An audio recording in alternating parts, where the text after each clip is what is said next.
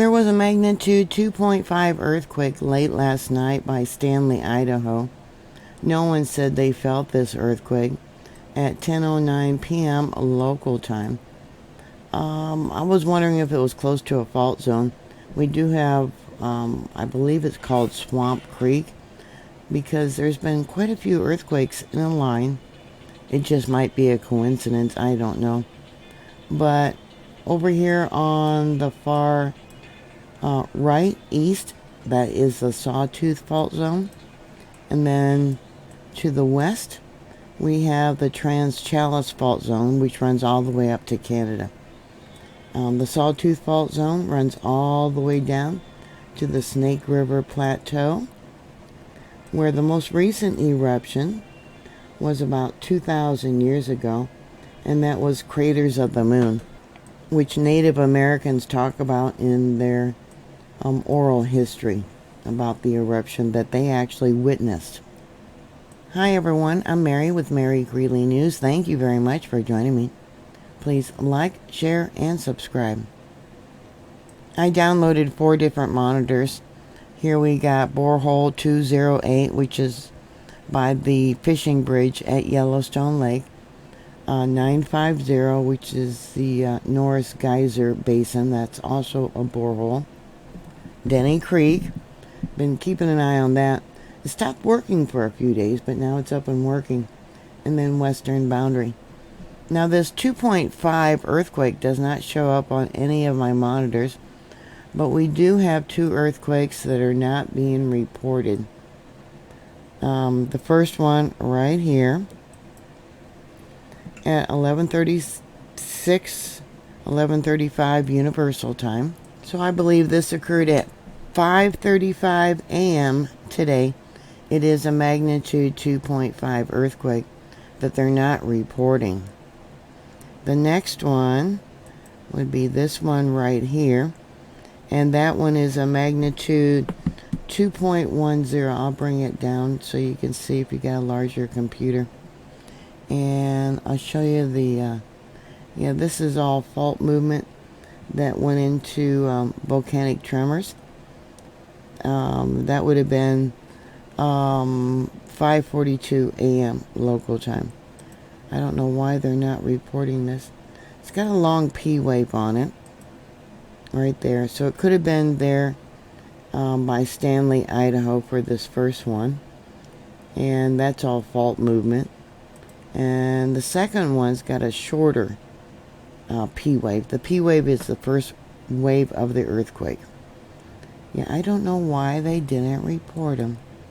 There's the spectrogram, moderately deep, and then the second one. Okay. This here is that first earthquake that came in, and then you can see the second one at Denny Creek. I've been watching this for a while. As you know, we've been having tornillos, which is Spanish for screw waves. Here's another one. It's actually marked in red. We got some popping going on here. Some heat came up. Look at that. And we got some more there. Right there. And you can see the melt lines. We got, 3 melt lines there. 4 there. Several more there. Now again, this is Denny Creek. This is close to, let me show you, Hedgen Lake. There's been a lot of activity throughout this area. It's been looking like for about a year, at least since August, well, probably even longer, where it looks like a fault line's trying to open up under the ground to allow the release of magma. It's called magma when lava is still under the ground. And then when it breaks the surface, it's called lava. But it's been showing indication throughout this area here that is what it's trying to do. So this is the location. Here's Hedgen Lake. And then we got the western entrance. It says here Denny Creek Road, but this is the actual location for that monitor. Let's go to the seismic signature. Let me see if I can make this bigger. Like I said, it hasn't been working for a few days. There we go. Okay, yeah, it looks like a comb, don't it? Yeah. Alright, we'll try and come down. Sometimes the torlinos are really obvious on this thing.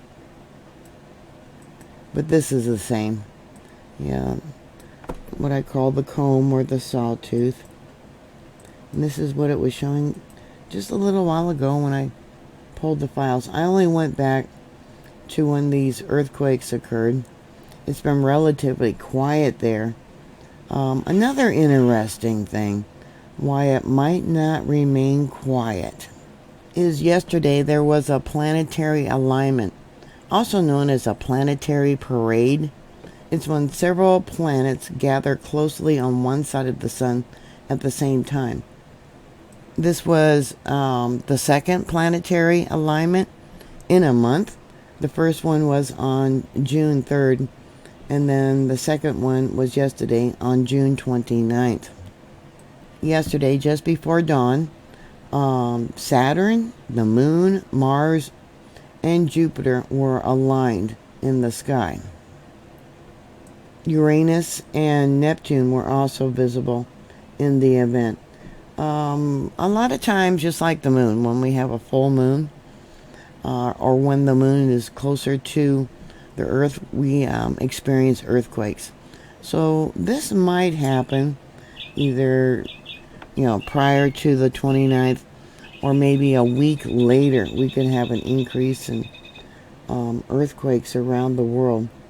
A lot of people believe that the alignments do have a gravitational effect upon the earth. Yeah, so that's interesting. Oh, they're moving the camera. Okay. Yeah, evidently it's still really cold there at Yellowstone. I don't know why those other two earthquakes they didn't report that occurred early this morning. I wonder if there's any buffalo out there. Oh, there's Old Faithful. Maybe they're waiting for it to go off soon. And there's all the people. Do the people realize they're actually walking in the center of a caldera, of an active volcano? Yeah, they used to say it was not active, but we know it's active. I mean, there was earthquakes every day. There was a volcanic eruption only 2,000 years ago. There was another fairly large eruption by Pitchstone Plateau about 70,000 years ago.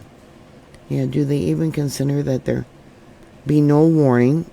They're hoping there'd be a warning, but there could be an eruption where they're walking with no warning. There's been cases where the ground has heated up and toxic gases have come up where they actually had to close different trails.